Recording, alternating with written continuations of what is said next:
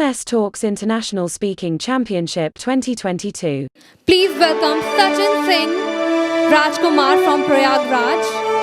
He will be speaking on his real life story. He is a student from the University of Allahabad. He is a student leader, a social worker, a humanitarian and a wonderful orator. Please welcome him with a huge round of applause, everybody. अकड़ कर क्यों बैठे हो, अकड़ना मुर्दों की पहचान होती है। पंख से कौन उड़ता है साहब, हौसलों से उड़ान होती है। यहाँ पे सम्मानित अतिथिगण का मैं दिल से धन्यवाद करता हूँ। सारे लोगों का मैं अपनी बात शुरू करता हूँ। कहते हैं कि जिंदगी में उतार और चढ़ाव लगा रहता है, लेकिन किसी किसी की जिंदगी में केवल उतार होता है। चढ़ाव तो महज तब आता है जब कोई व्यक्ति 90s का गाना सुनते हुए अपने साइकिल को पगडंडियों के सहारे किसी पुल पे चढ़ा रहा हो। एक कहानी एक ऐसे बच्चे की है जिसने अपनी आधी उम्र उमरी में बिता दी।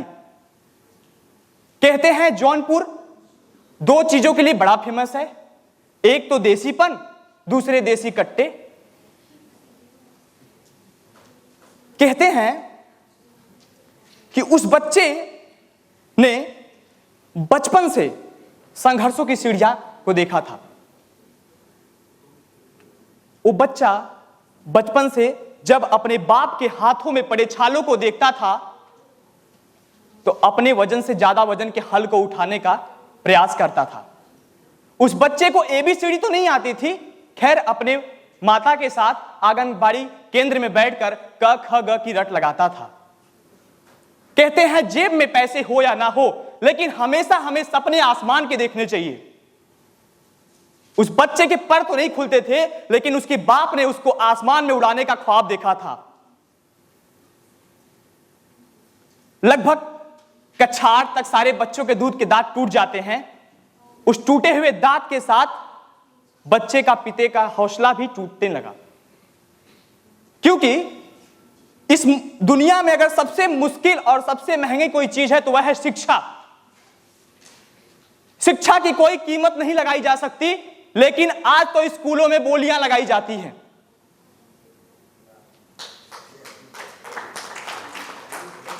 कहते हैं जो दो वक्त का खाना पूरे दुनिया को खिलाता है, जो दो वक्त का खाना पूरे दुनिया को खिलाता है, कह नहीं पाता किसी से जब खुद भूखा सो जाता है। किसान के लिए मेरी पंक्तियां हैं। उस बच्चे के पिता के अधपेट खाए के साथ साथ उस बच्चे का जीवन बढ़ता जाता है। पहले कक्षा 9, फिर क्लास 10, फिर क्लास 11, फिर क्लास 12।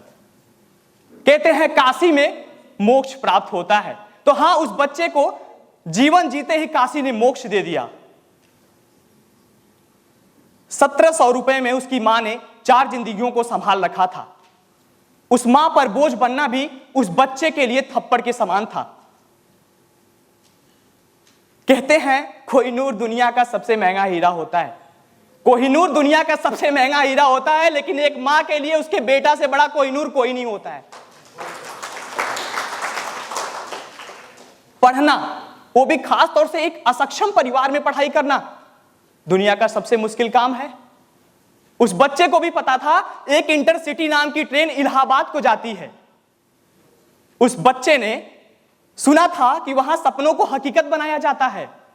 महज 137 रुपए लेकर वह बच्चा बिना टिकट के ट्रेन में चढ़ जाता है और पहुंचता है भैया ख्वाबों की नगरी इलाहाबाद में।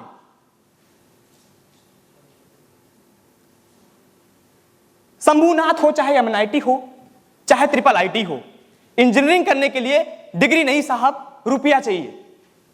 महज 1700 रुपए में इंजीनियरिंग होने से नहीं, हल चला के किसान बना जा सकता है, इंजीनियर नहीं। आईआईटी का सपना लेकर वह विद्यार्थी इलाहाबाद विश्वविद्यालय इलाहाबाद जंक्शन पे उतरता है।